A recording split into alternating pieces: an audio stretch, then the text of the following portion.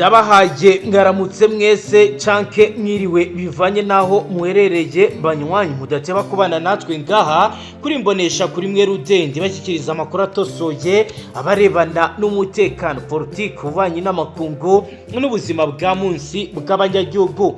Turi mu gitondo cya kare kuri uyu wa Mungu kwigenekerezo rya 10 Myandagaro 2025 aho tugiye kurabira hamwe operasiyo zikomakomeye zizindutse mu bice bya Kaniro. Ibiro bikaba biteguwe mu kiswe Opération Offensive en Grand Enchère, igitero kinini giteguye neza kigamije kwisubiza ibice biherereye muri localité stratégique ya Kaniro muri territoire ya Walungu. Ni ibice zasarambwe zerutse kwambura igisirikare cya Kongo ndetse n'abazarendo. Biravuga ko iyo operasiyo yatangiye mu gitondo cya kare ku isaha saa 8:37 mu gitondo cya kare kuri uyu wa Mungu. Hari gukoreshwa uburyo bwa attaque enterrée, igitero cyateguwe mu buryo bwiza kandi kiri kwibasira impande zose zigenzurwa n'izasarambwe. Biravugwa kandi twamaze kwakira amakuru ko première compagnie du 12 bataillon de infanterie mécanisme yamaze kuzanwa ngaha. Hari kandi deuxième compagnie du 3e bataillon des forces spéciales. Hari kandi section de reconnaissance et de renseignement yamaze kuzanwa. Hari compagnie de artillerie lourde yamaze kuzana imbunda zirimo za 120 mm n'izindi zitandukanye. Ni mu gihe kandi hari equipe APDAP logistique et médicale yazanwe kugira ngo ibashe gufasha abasirikare bahagaze ku mirongo imbere y'urugamba. Turaza kubabwira ibijyanye na préparation de artillerie ndetse turaza kubabwira ibijyanye na position défensive ndetse na point de rassembler nkuko bigaragara. Turaza kandi kubabwira ibijyanye n'ibidasanzwe pedre de la coalition igaragara muri ibi bice. Turajya kuri axe nord bijyanye n'ibice biri kubera mu bice bya Musenyi, tuje kuri axe du sud este bijyanye na kuri cyerekezo kiva Kavumu cyerekeza Kabare. Turabwira ibiri kubera kuri axe west bivuye mu ishyamba rya Bushingi, tubabwira ibiri ko birahabera. Turaza kandi kugaruka ku bijyanye n'ibiko biragenda bigaragara bijyanye na Berize GPS biriko biragenda byibonekeza. Turaza kandi kubabwira byinshi bikomeye kuri centre de Kaniro ahari ibirindiro bikomeye bya administration locale habereye operasiyo ikomeye mu gitondo cya kare. Turaza kandi kujya ku musozi aho yitwa Cahinda n'ahitwa Nyamunyinya, tubabwira ibiriko birahabera. Turaza kandi kujya kuri Puwe do Muramba tubabwira uko bigenze. Turaza kandi kubabwira ibijyanye na attaque de reprise stratégique mu bice bitandukanye bijyanye na contre offensive yamaze gutegurwa. Turaza kandi kureba abasinepazi bazanwe. Turaza kandi kubabwira ibijyanye n'iyi offensive en grand enchère, igitero kinini cyateguwe neza bijyanye na attaque enterrée avec préparation d'artillerie force d'asarate infiltration nocturne. Turababwira kandi bijyanye n'ibizwi nka BRSS GPS, ibikoresho byerekana abantu bari ndetse n'ibintu biri, ikoranabuhanga FDN na FARDC bazanye muri iki gitondo. Turaza kurebera hamwe ibijyanye n'ibikorwa bya retissage bijyanye no gusaka mu buryo bwimbitse biri gukorwa. Turaza kandi kurebera hamwe ibijyanye na page ikomeye ibiri kubera mu bice bitandukanye Warikare. Turabwira ibiri kubera Ngenge na Ngati mu bice byahitwa Waro Yungu muri territoire ya Warikare aho bitangazwa ko ibintu bitameze neza. Turaza kunyarukira mu bice byahitwa Kariki n'ahitwa Muunda turebe uko urugamba ruhagaze. Turaza kandi kurebera hamwe ibikomeye ibiri ko biragenda bitegurwa muri operasiyo idasanzwe contre attaque rapide, igitero cyo kwimura mu buryo bwihuse. Ibiro bikaba byahinduye isura y'urugamba rwaba. Turaza kandi kubabwira n'ibindi bikomeye bijyanye n'ibikomeje kugenda bibera ahitwa Waruyungu mu bice bya Basika Mbwira. Tubabwira uko urugamba ruhagaze. Turababwira kandi kwizasarambye zikomeje kugenda zitegura nazo ibitero bidasanzwe bijyanye na Karume Precre bigaragara mu gace ka Buhimba n'ahitwa Kasopo aho imirwano yabereye. Turaza kandi kubabwira ibimenyetso bikomeye bigaragaza uko urugamba ruri kwitegurwa. Turaza kandi kugaruka ku makuru akomeye agaragaza uko ibintu biriko biragenda bitegurwa mu buryo budasanzwe. Turaza kandi no kunyarukira mu bice bitandukanye bizegereye ibigenda bihungabanyamo umutekano. Tubabwira uko abaturage bamerewe bijyanye n'ibiri kugenda bituruka kuri Doha Declaration of Principles byamaze guterwa umugongo. Turaza kandi kubabwira ibyatangajwe na Maxime Patrick Robert Albert Prévost, Minisitiri w'Ububanyi n'Amahanga w'Umuryango w'Uburayi, wagize yagize ati ndababajwe cyane n'ubwicanyi bushya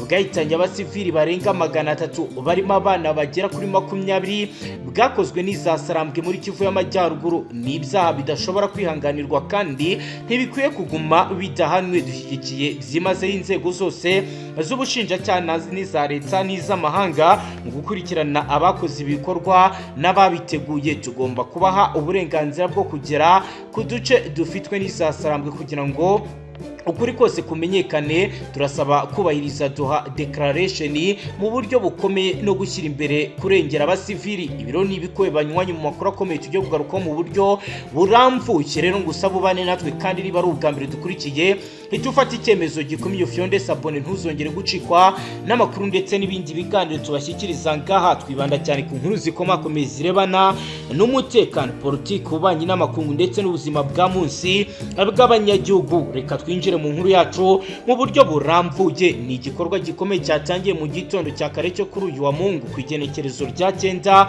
Myandagaro 2025 ingabo z'Urundi FDNB Force de Défense Nationale du Burundi batangije operation bise Opération offensive en grand enchère, igitero kinini giteguye neza kigamije kwisubiza ibice byinshi AFC MRDP yari iherutse kwigarurira muri Sud Kivu, harimo localité stratégique mu bice bya Kaniro muri territoire ya Walungu nkuko amakuru arabigaragaza.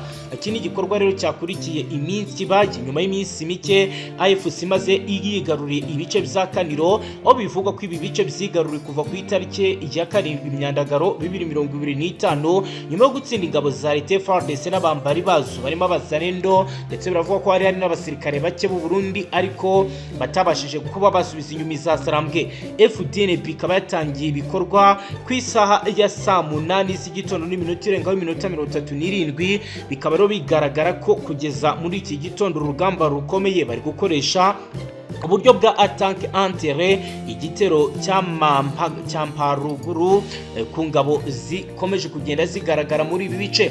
Biravuga ko rero ibice byinshi byamaze kugotwa, aho amakuru dufite agaragaza ko première compagnie du 12 bataillon d'infanterie mécanisme bari gukoresha imbunda z'intambara zifite mitrailleuse Rarudre zo mu bwoko bwa FN Mag ndetse na Discan 12.7 mm, bakaba bahagaze neza ku misozi ireba mu hafi na centre ya Kaniro, aho bari kurasa batanzika mu birindiro bikomeye izasarambwe zari zashinze aha. Hari kandi deuxième compagnie du 3e bataillon des forces spéciales, abasirikare kabuhariwe mu mirwano yihuta combat rapproché ndetse banisha mu myobo bahawe imbunda bari kurasa mu bice bitandukanye. Hari kandi section de reconnaissance et de renseignement, bakaba bari gukoresha drone attack, drone zifite ubujyanye n'ikoranabuhanga ndetse zishobora kugaba ibitero mu bice bitandukanye. Rero bivuga ko bari kugenda bamenya ndetse bakohereza amakuru y'ubutasi kuba FDNB na FARDC bakabasha kumenya icyo bagomba gukora.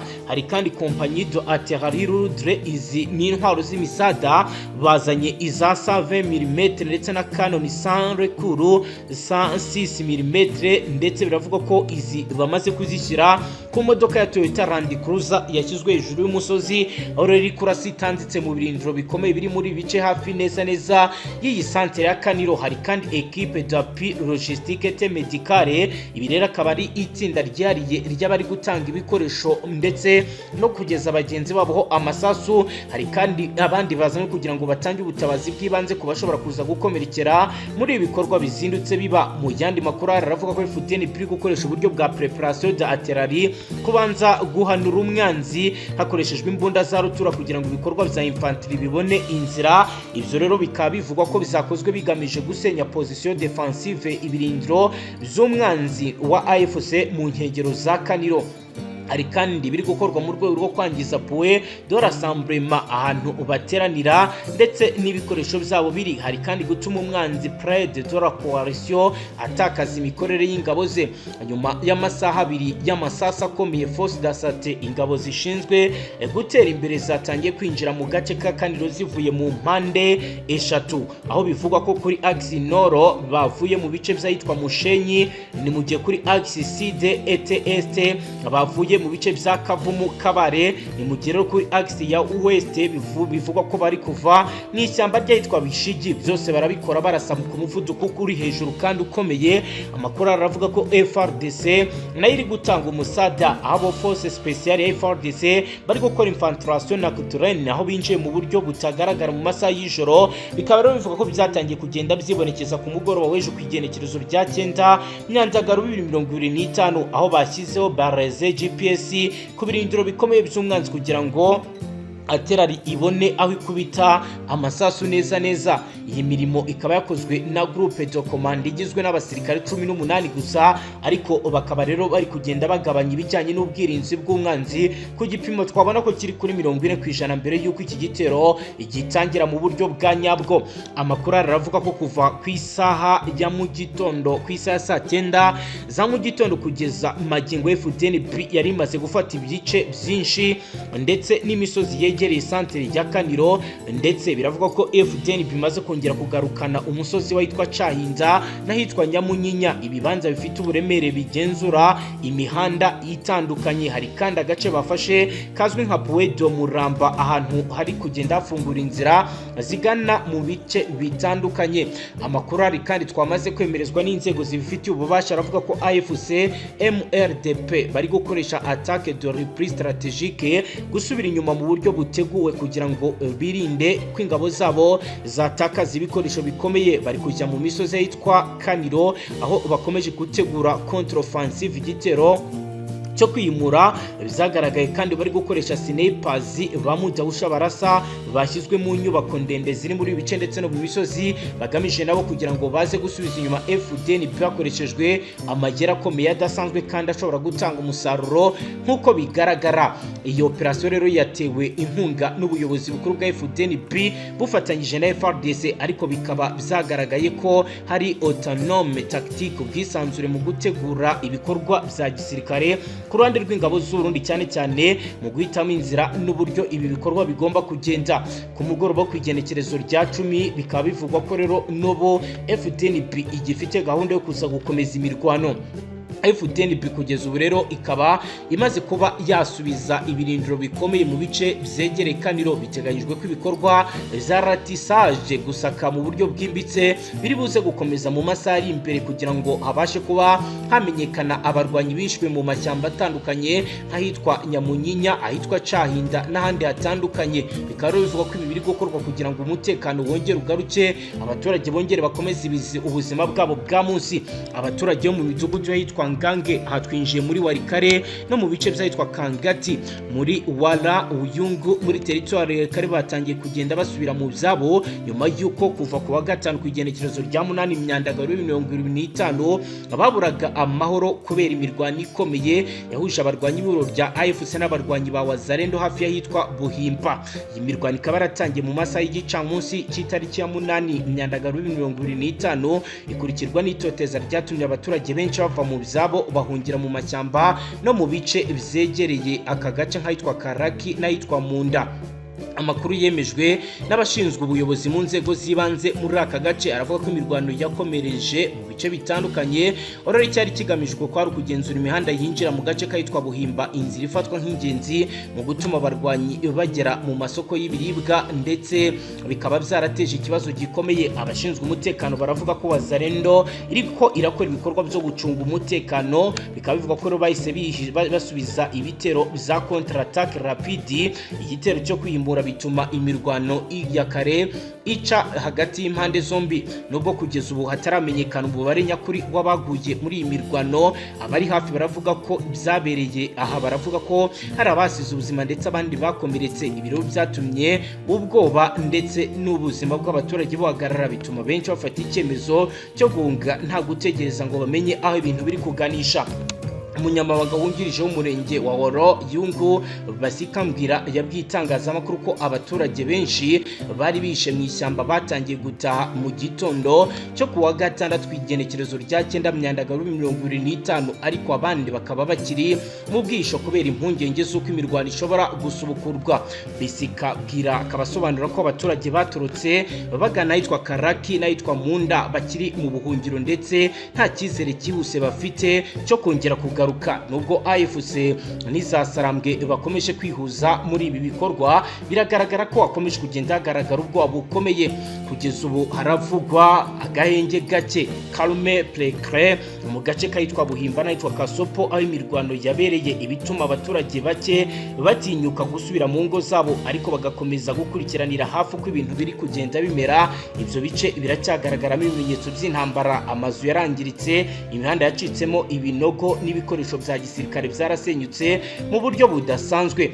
Mu myaka 2 ishize, teritwari ya Walikale yakunze guhura n'ibibazo by'umutekano muke biri guterwa n'imirwano ihoraho hagati ya AFC na FARDC, ndetse imitwe y'abenegihugu yitwaje intwaro nka Wazalendo nayo yagiye igaragara muri bikorwa. Abaturage bavuga ko byagiye bibabangamira ndetse bikabateza ibyago bikomeye.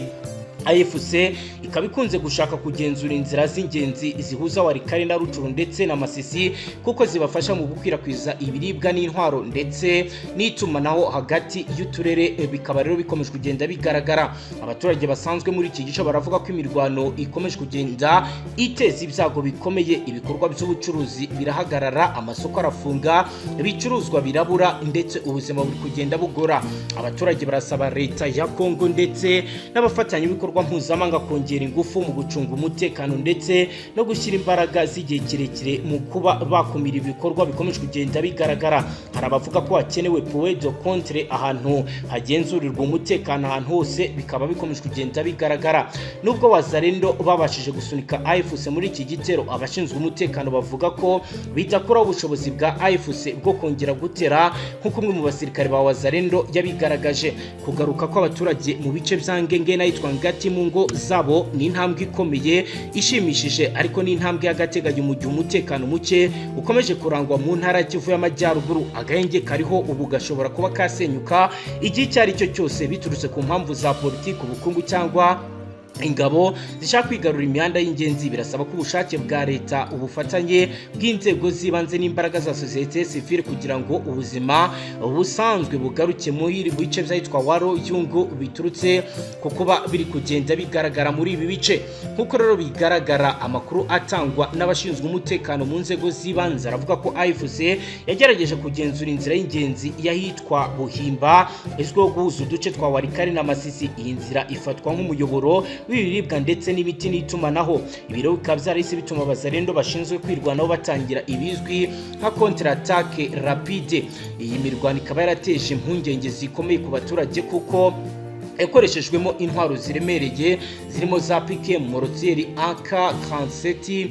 Abaturage benshi babonye ibisasu biraswa hafi y'amazu yabo, bituma batinya kuba bava mu byabo, ariko biravuga ko hari bamwe bagiye birukira mu mashyamba bajya kwihisha bya hato na hato. Amakuru akomeza avuga ko nk'uko bizatangajwe na Bisika Bwira, umunyamabanga wungirije wa Waru Yungu, bamwe rero mu baturage bari kugenda mu buzima bugoye kuko batabasha kugera ku masoko babashe guhaha, nk'uko rero abigaragaza.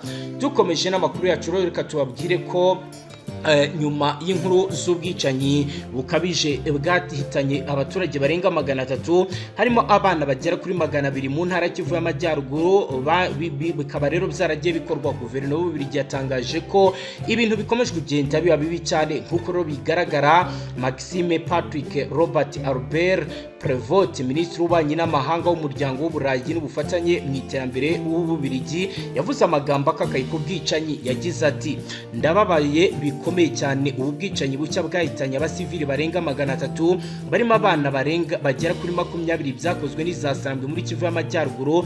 Ni ibyaha bidashobora kwihanganirwa kandi ntibikwiye kuguma bidahanwe. Dushyigikiye byimaze inzego zose z'ubushinjacyaha za leta n'iz'amahanga mu gukurikirana abakoze ibi bikorwa n'ababiteguye. Tugomba kubaha uburenganzira bwo kugera mu duce dufitwe na M23 kugira ngo ukuri kose kumenyekane. Turasaba kubahiriza Doha Declaration mu buryo bukomeye no gushyira imbere kongera abasivili muri bice barengerwa. Ibyatangajwe bikaba byaratangajwe mu gishami ry'umuryango w'abibumbye ryita ku burenganzira bwa muntu ryari ryamaze kwita ibi bikorwa ibiteye isoni mu buryo bukabije kandi bigomba kuba bizahagarara mu maguru mashya. Rero benshi mu bakurikiranira hafi biba bagaragaza ko bidakwiye. Iri tangazo rya Brussels rishimangira icyiciro rishimangira agaciro k'amasezerano abiri y'ingenzi aherutse gushyirwaho umukono. Amasezerano Washington yashyizweho umukono ku igenekerezo rya 27 Ruheshi 2025 hagati ya leta ya Kongo n'u Rwanda. Muri Leta Zunze Ubumwe za Amerika yashyizweho Joint Security Committee, komite y'umutekano ihuriweho ishinzwe gukurikirana ibi bikorwa, ndetse harimo n'amasezerano Economic Integration Framework ndetse na Doha Declaration of Principles yashyizweho umukono hagati y'intumwa za leta ya Kongo na AFC muri Katari. Bikaba byarabaye ndetse byishimirwa n'abatari bake, ariko kuri benshi baranenga umusaruro biri gutanga. Banywanyi no kudusoje niba ari ubwa mbere dukurikiye ituco ndasabone yongera mu batazongera gucikwa n'amakuru ndetse n'ibiganiro tubashyikiriza byibanda cyane ku mutekano, politiki, ububanyi n'amakungu n'ubuzima bwa munsi bw'abanyagihugu. Hasta la vista.